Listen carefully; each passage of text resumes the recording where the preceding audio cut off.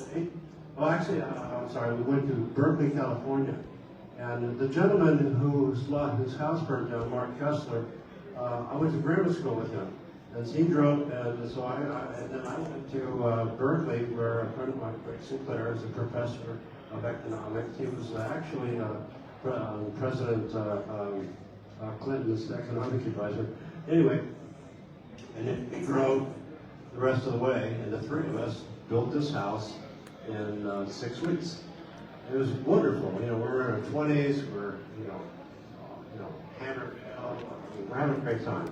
Beautiful, beautiful part of the world. So I figured, well, okay, the house is done. He's going to move into his house, and I wonder what I'm going to do. I had no clue. Didn't know what I was going to do.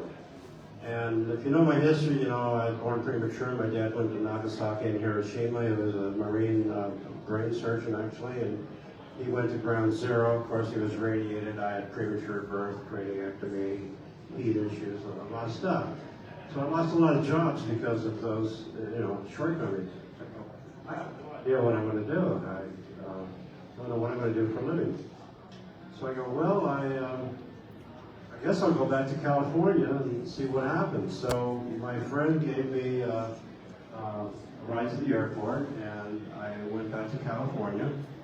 And in Venice Beach, I had met a friend, and we opened up a little, little arty-farty shop. You know, $90 a month, that's a brand. I could even crash there, for a while.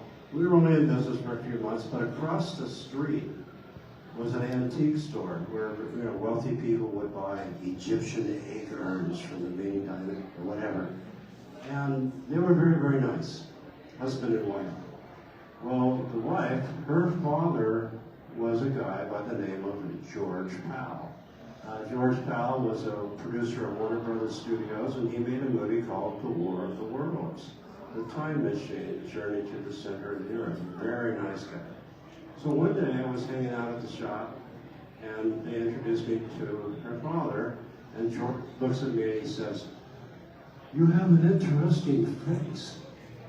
And I go, "Yeah, I've heard that, George. I've heard that before." And he goes, "Would you like to be in my movie?" I go, "What?" I said, "I'm not an actor, man. I'm just trying to make a living." And he says, "No, seriously, I'm going to put you in a movie." And he handed me a business card that said Warner Brothers, and it said George Powell. Then I said, "Do you know who you are? You made all of these incredible movies." And he smiled, patted me on the shoulder, and he said, "Just go to my office." So I did. Now I have a 2-day guarantee. There's a labor law called the Taft-Hartley Act. And on day 2, you have to join a labor union if it's a union job. So he gave me a 2-day guarantee so I could join the Screen Actors Guild, which has saved my life. So I got a phone call, and I got my outfit and all this, and they said, "Okay, we'll see you at this address." It was Harold Lloyd's Estates, where we filmed the scene with Doc Savage. And got to work, and it was very cool. And at the end of the day, I went home and I got a paycheck for $400, I think, a couple weeks later. And I go, "Wow, that was the fastest movie career I ever heard. I don't know what I'm going to do now." And I got a phone call from a total stranger, and their names were Michael Fenton and Gene Weinberg. They're very famous casting directors, and I'd never met them. I did not even.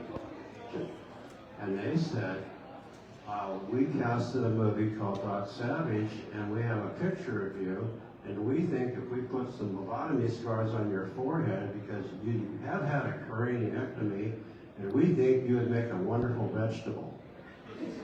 We're doing a movie with Jack Nicholson called One Flew Over the Cuckoo's Nest, and you're going to be a chronic, and you can be the lobotomy patient in Ken Kesey's movie adaptation of One Flew Over the Cuckoo's Nest," of which I was familiar. And my father was a very famous, if you Google John Sloan Berryman, you'll get the history of my father as a very famous brain surgeon. when the Secret Service came to my house twice, involving John Kennedy, my dad had to check them out in Maryland Monroe, and my memoir, It's All Good, on Amazon. I mentioned how she was murdered by virtue of enema. So that being said, I was familiar with mental hospitals, and I go, well, I'm going to go to Oregon State Hospital and make a movie, and I go, that's pretty cool. So what happened was, my guy, I know I'm verbose, but that's too bad. My guy goes, you need an agent. And I go, oh, how do you do that? So I called up Anthony Caruso, who was a good friend of the family, and he was in Star Trek, there was an episode where the crew were watching old TV gangster movies, and he was Italian, and he had the goes, hey, I like those fancy hitters, Kirk. That was Tony Caruso. And I said, well, how do I do this agent thing? He said, I go to SAG, I'll get you a list of franchise agents. So I go through the list, and I call this guy, and he goes, all right, show up, it's really important. I'm a very powerful agent, and we'll have a conversation. Well, okay. So I get to his office. This really happened. And I go to the secretary, and I go, hi, I'm here to see so-and-so. She goes, I don't have your name. I go, well, no, I write notes. And I go, well, no, I called so-and-so, such and such, here's the address, and you told me to be here on time, I'm early, and I'm going to see this guy. Okay, back out, she goes, all right, go. Oh, wow, attitude. So I walk in, we're all grown up here, so I just, anybody knows me, straight. Here's what really happened. I have an offer for sure to be in Cuckoo's 127 days contract. All I need is an agent to represent me to get 10% for doing nothing, and call Michael Douglas and do the contract. I walk in. This is a weird microphone. There's a real fancy desk. And here's what I saw. A guy wearing a Hawaiian shirt. This part was unbuttoned, chest hair, curly hair, and he, trust me, was not born with curly hair. I'll get to that in a minute. And he also had a gold chain around his neck. And at the bottom of the gold chain was a little tiny spoon. I've been around the block, I'm going, wow, this is weird. I think I know this guy is not going to be my agent, but I'll give him a shot. So here's what he says. What makes them think you're an actor? And I was a little, back then I had a temper. I've been married 30 years, so that's been close. So I said, I don't have to act. I have no speaking lines. I'm a lobotomy. I'm a vegetable. I'm just there to, as if you've ever read One Flew Over the Cuckoo's Nest, Ellis was the rambunctious one before Nurse Ratched gave him a lobotomy. So they just want, I got the face that they want, so I don't have to really act. And I'm giving you 10% just to do a contract. I don't like you. This is in my younger days. It gets worse. And I said, you know what? There's a bunch of guys out in the lobby, a bunch of gals sitting on the other side of the lobby, and they're going to come in to see you. They all kind of look similar to one another because they're going to be vying for the same type of casted role. Okay? He goes, yeah. And they're going to think that you're really important and that they need to make you happy. And I think you're, I didn't play with it because my wife's not here. I think you're a predator. Now he's getting a little miffed at me. And I said, no, seriously. But I think you like that side of the room better than that side of the room. He wouldn't get up out of his chair to throw me out of his office. So I was going, okay. And then I go, you know what? I'm going to call Tony Caruso, and he's going to help me get an agent. And I want to walk out of this room, and I want to do the best I can with this wonderful So I walk outside, I'm in the elevator, I get in the elevator, and I'm talking to myself, I go, Michael, you really need to cool it down sometimes. I've had a temper. misbehavior, you don't treat women bad, animals, people with disabilities, etc. So I go out to Sunset Boulevard, and you're not supposed to park on Sunset Boulevard, and I saw a white Chevy Chevelle with Kansas plates. In it was an older couple, and I said, excuse me, you can't park here. If you go around the corner, there's a space right there, and you can park there, otherwise you're going to get a ticket. They go, oh, thank you. So they go around the corner and park the car. And I go, so what are you doing on vacation? No. Our daughter won a beauty contest in Kansas, and she's is going to see a Hollywood agent, and they have promised her a movie career. I said, wow, that's amazing. Who might that agent be? Same guy. And I start putting 2 and 2 together, and I got 22 instead of 4, and I said, well, you know what? I have a suggestion. You are going to have someone to keep an eye on her, and you know, because she's only 18 years old. And she goes, oh no, we're going to get her an apartment, she'll be fine. And I said, no, she won't. And just then, guess who walked out of the building? This beautiful young lady, and she gets in the car, and I had a conversation with her. I said, hi, what was the meeting like with the guy you saw? And she told the truth. I said, you know what? You might want to just get a name for yourself at home first. Get yourself a friend, boyfriend, whatever that can, you know, protect you, and then you'll have a nice, safe career. Because there are people in this town that will chew you up and spit you out, and you're going to be sad. You don't deserve that. And she said, thank you for that advice. They drove down to on a smoggy day on a Friday, and I always wonder what became of her. Well, I wound up getting an agent, producer through my friend Tony Caruso, and I worked for 127 days. And we had 2 weeks of rehearsals with camera. We got to spend an hour, 6 days a week with real patients. I used to go to state hospitals. My father, who was a neurologist, he had patients that were in mental hospitals. So I knew the drill. And we basically created a little bit of history, and created friendship and a family situation with wonderful, talented people. And there's a moment in Cuckoo's Nest at the end of the movie when Billy is having his date. If you remember, Chief and Jack are sitting on the floor, they open the window, and they're waiting to escape, okay? Every night at midnight, we hear the train, and then when you see the movie again, remember the scene. And there's a scene where Jack Milos kept the camera rolling. He didn't cut. And you'll see Jack Nicholson do one of the best moments in the whole movie. It's very subtle, and he just looks up to the train and smiles and goes, ah. But in that 20 seconds, there is so much emotional content if you study his face and his body language, because it will depict every single thing that happened prior to that.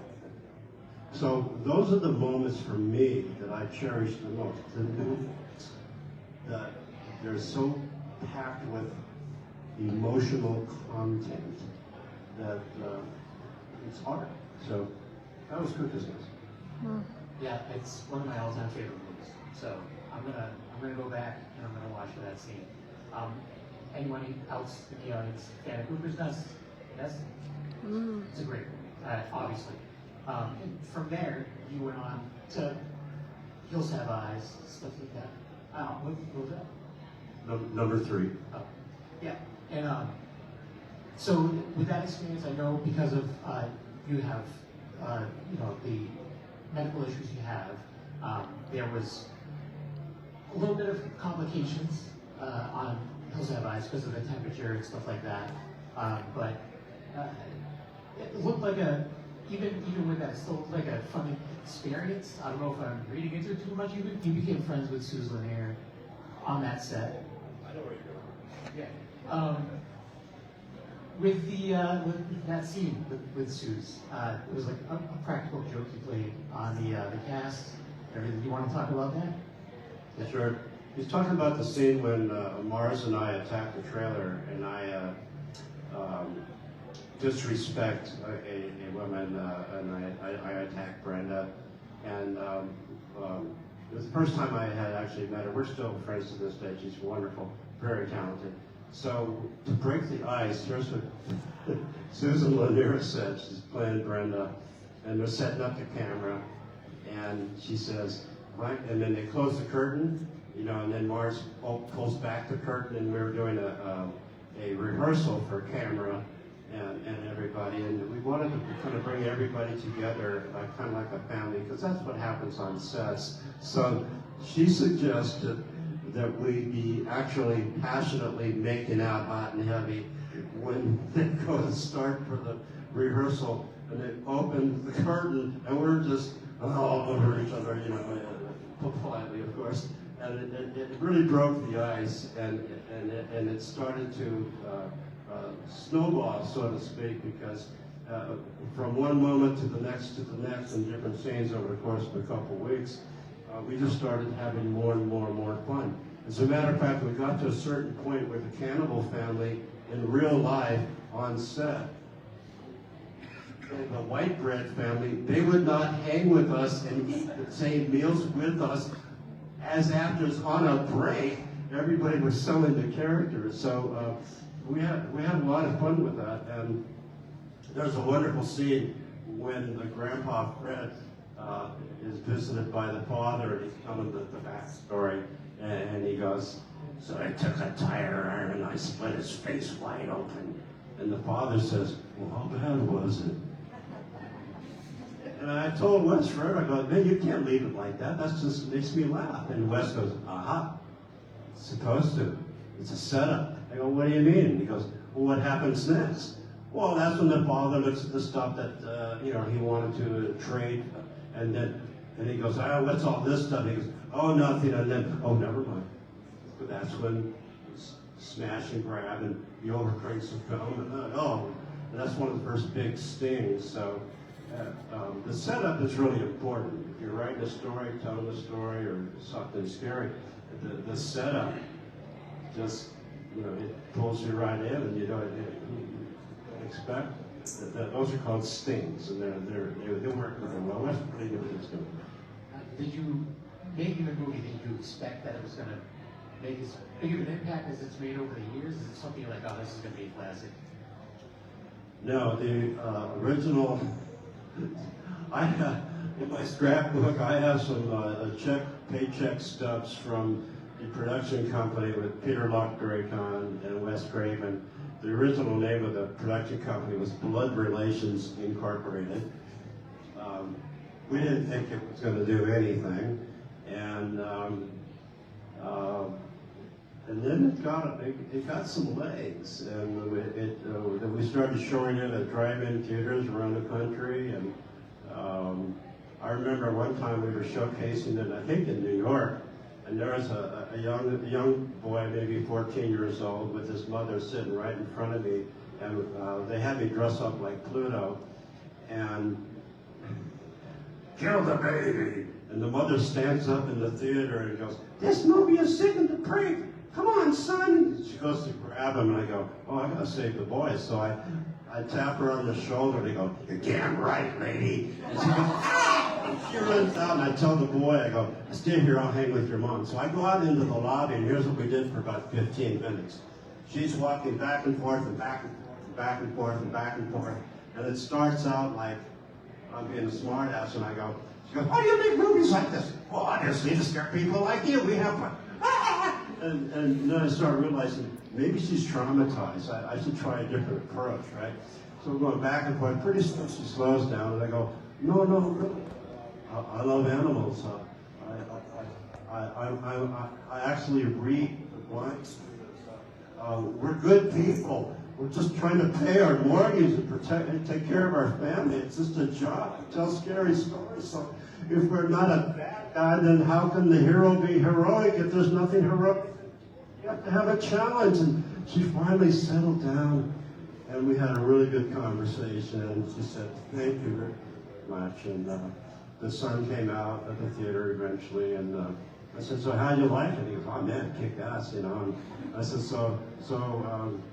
you gonna apologize to your mom? And he goes, the mother goes, no, you know, it's okay, son. I said, well, what are you gonna see next week? And they told me some title, but it had an impact. It did. I think in Hills 2, for instance, just as a segue, come on, it's the only movie I've ever seen with a dog flashback, right? You mentioned that you love animals. It's something I talked to you a little bit about before we started the panel.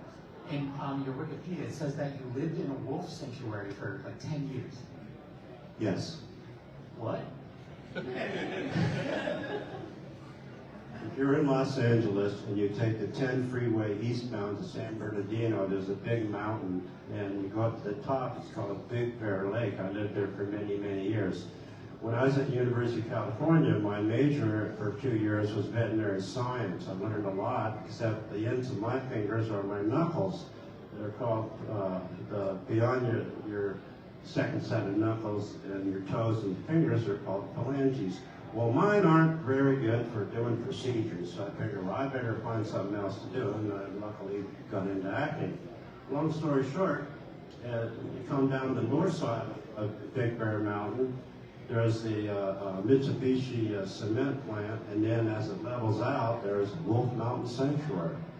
And I became good friends with Tanya Carloni. You could Google them right now on the internet, you'll come up with Wolf Mountain Sanctuary. And what Tanya's done, Tanya was she used to date David Hasselhoff. She's a beautiful Sicilian woman, and Mescalero Apache. We were a unit for quite a long time. We're still in touch. We're very dear friends, and boy, you don't want her pissed off at you. But and she used to professional ballroom dance with David Hasselhoff back in the day, in her younger days. And she was also at the San Bernardino County. So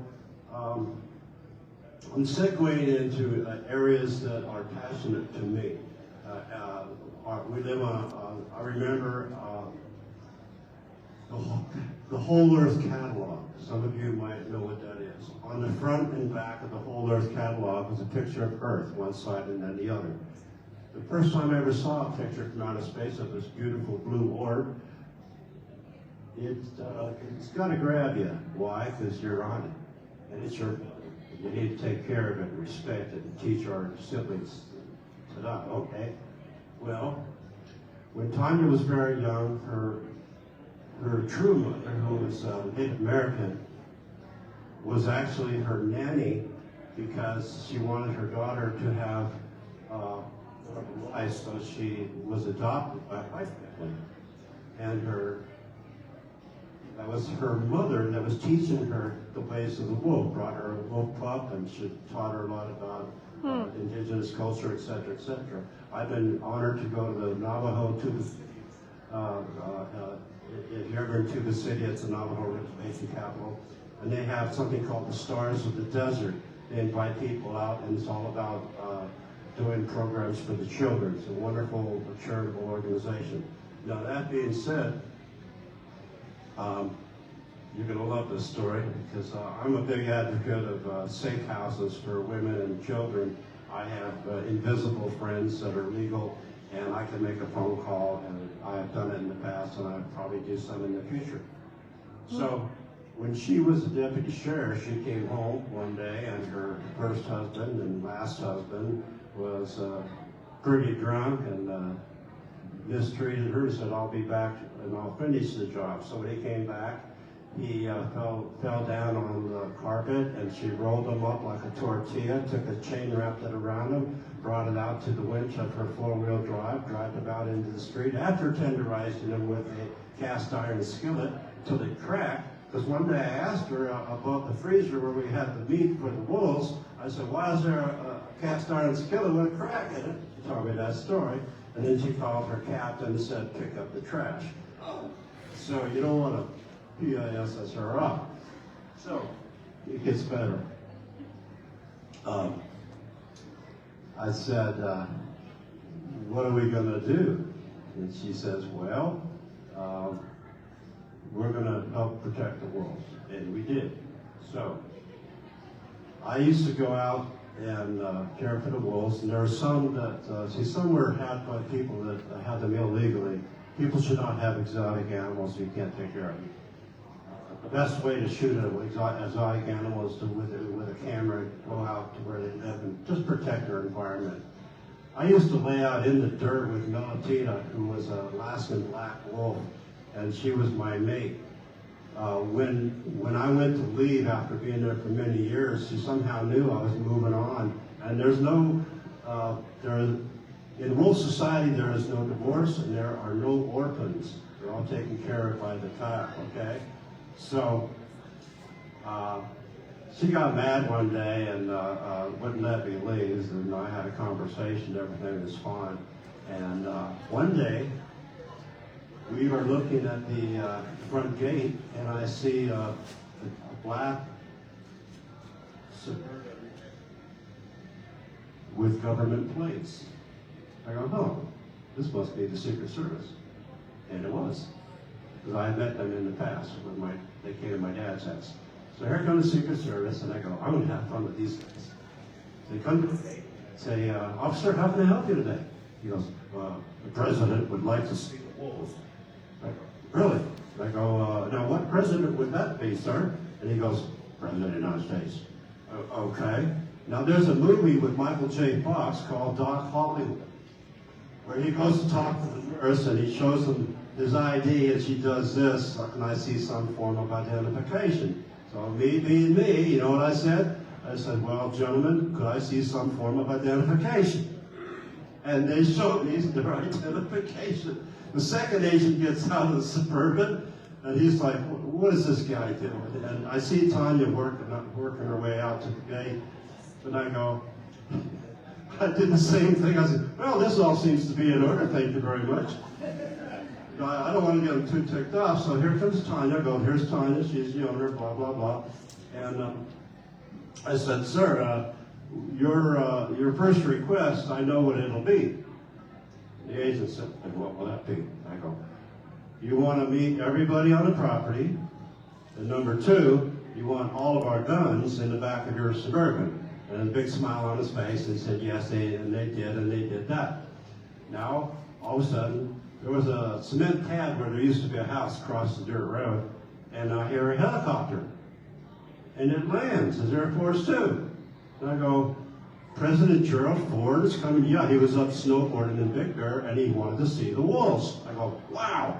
So here comes Gerald Ford, gets out of the helicopter. We invite him in, we show him around, we winds up on our hairy couch in our living room, and Tanya hands him a wolf puppy in a baby bottle. There was a male and female, and we explained to him, the president, that these wolves were being fed mouth to mouth by us, the hairless parents, and to teach them to be afraid of guns, mechanics, smells of human, anything like that, so that when they would be re-released in Yellowstone for the introduction program, they would be dead within a week. And he was amazed. And he gave us permission to take a picture of him Bible feeding one of these pups, right? The whole time the Secret Service agents, they just stand and listen and pay attention with a wire behind their ear. So, me being me, here's what I said. I said, Mr. President, he goes, call me Gerald. Mr. President, I think the press has given you a bum rap. And the agents are looking at me like, what? And he goes, what do you mean? And I said, well, when you got out of Air Force Two, sir, you did not bump your head. I'd never seen a president of the United States ever except him, and he laughed, the belly laughed. The agents actually kind of, you know, they play it cool. And he was super nice, and then he reached into his pocket, in his jacket, he took out his checkbook. He wrote us the donation check for $200. And then we let him know, you know, the importance of these particular wolves, and he said, you're doing great work, thank you very much, it's time for me to head out. And on the way out, I said, sir, how's your golf game? And he goes, oh, thank you for asking. He says, you know, I get lessons from Arnold Palmer, and it's still terrible. Oh, my short game's great. So that was, that's the Wolf Sanctuary, that's the President of the United States, and it's all good. I just think that's amazing that you can. This is so different than what anyone would think. You know what I mean? Does anyone? Yeah. Does anyone in the audience have any questions for Mr. Berryman? Well, okay, you're close. You first, and then you. Go ahead.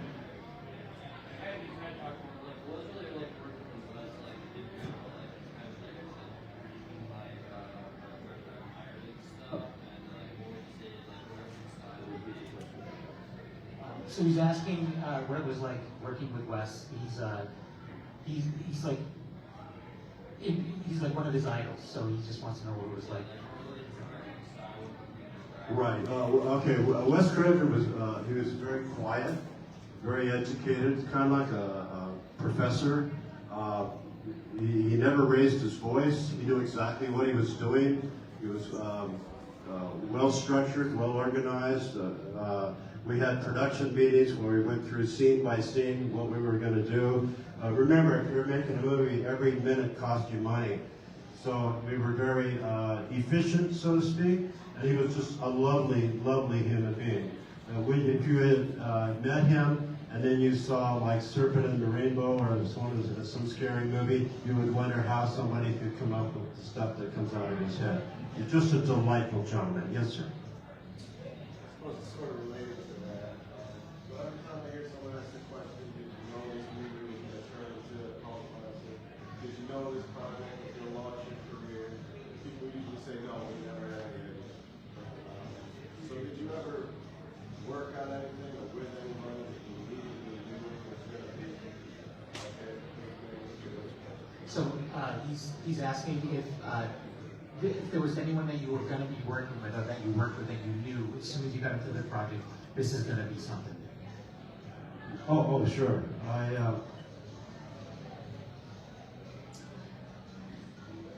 was in North Carolina, and I got to work with Bruce Lee's son, Brandon Lee. And we became very, very good friends. One of the first nights we were working together, he invited me into his motorhome, and we shared stories about what it was like growing up, my father, his father, etc. And he took out his guitar and he played some songs he was working on, and then we spent a lot of time together, and we were talking about the importance of the Skull Cowboy and the 3 challenges where I talked to Eric Gray and his character and warned him, you know, kill the ones that killed you both and follow that rule or you will not be reunited with your beloved. Now, it's very personal experience. We knew that film would be incredible. And then, of course, tragedy struck because safety was not, you know, talk to Ali Baldwin. I mean, I've handled firearms since I was this tall. I'm an absolute advocate for safety for all reasons, obviously. And that was really, it was such a bummer that we couldn't make the movie the way James O'Barr wrote it and finished it. You know. I would say a film that never got made.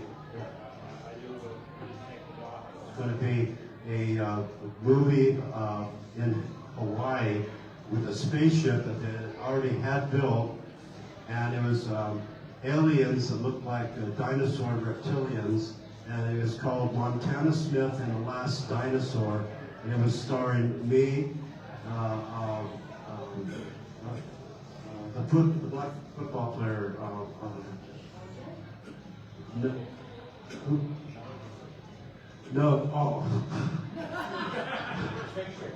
I'll tell you a story about OJ in a minute.